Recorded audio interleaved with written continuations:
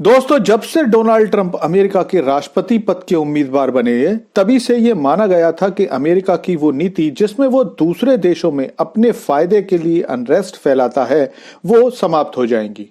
Donald Trump ने भी इस तरह की बात कई बार की थी कि वो छिपे हुए नकाबपोशों द्वारा पूरी दुनिया में फैलने वाले आतंकवाद को खत्म करेंगे।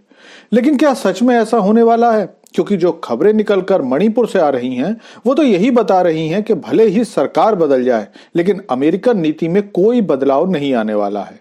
दरअसल कल मणिपुर के एक क्षेत्र में जब मणिपुर पुलिस और भारतीय सुरक्षा बल संयुक्त रूप से एक सर्च अभियान चला रहे थे, तो उन्हें उग्रवादी समूहों से खतरनाक हथियार तो मिले ही, साथ में स्टारलिंक सैटेलाइट इंटरनेट उपकरण भी बरामद हुए।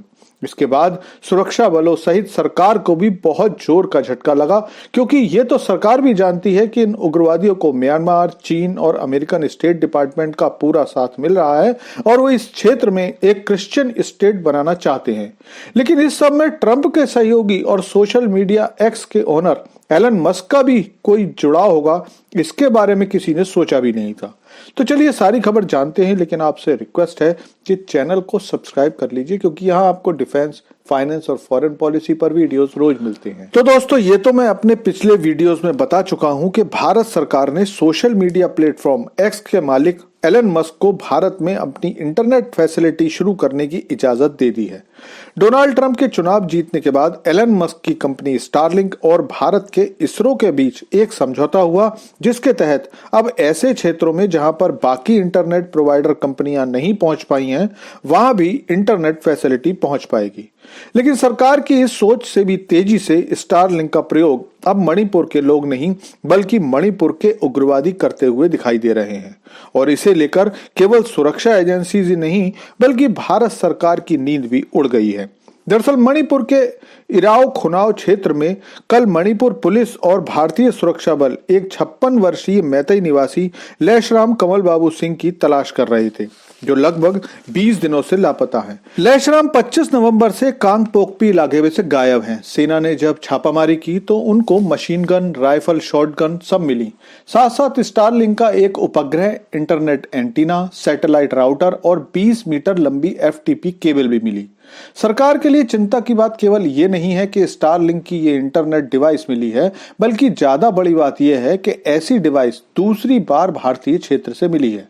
इससे पहले नवंबर में स्मगलर्स से भी अंडमान निकोबार से सुरक्षा एजेंसीज इस तरह की डिवाइस बरामद कर चुके हैं, जिसके साथ भारत की अब तक की सबसे बड़ी ड्रग्स डील भी जब्त की गई थी। इस रेड में $4.2 बिलियन की मेथाम्फेटामाइन पकड़ी गई थी। भारतीय रुपए में अगर इसकी कीमत बताएं तो लगभग 35,000 करोड़ रुपए होती है, जो एक बहुत बड़ा अमाउंट है। और इसका मतलब यह हुआ कि पूर्व के उग्रवादी जो ड्रग्स के धंधे से अरबों डॉलर का व्यापार करते थे, अब ऐसी टेक्नोलॉजी इस्तेमाल कर रहे हैं जो कि भारत में लॉन्च ही नहीं हुई है।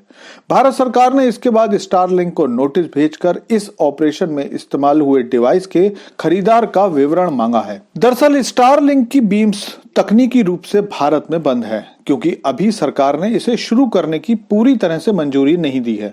लेकिन ये डिवाइस म्यांमार में सैटेलाइट सर्विस देती है। हालांकि वहां भी स्टारलिंक को ऑफिशियली लाइसेंस नहीं दिया गया है, और इसीलिए सरकार ये जांच करना चाहती है कि क्या ये स्टारलिंक डिवाइस भारत में भी सर्विस बंद होने के बाद काम कर रही है, और अगर ऐसा है तो ये कैसे संभव है। और अगर ये स्टारलिंक कंपनी की मदद से हो रहा है, तो फिर कंपनी इसके परिणाम भुगतने के लिए तैयार रहे, क्योंकि ये सारा मामला न केवल ड्रग स्मगलिंग का है, बल्कि राष्ट्र की सुरक्षा से जुड़ा हुआ भी है।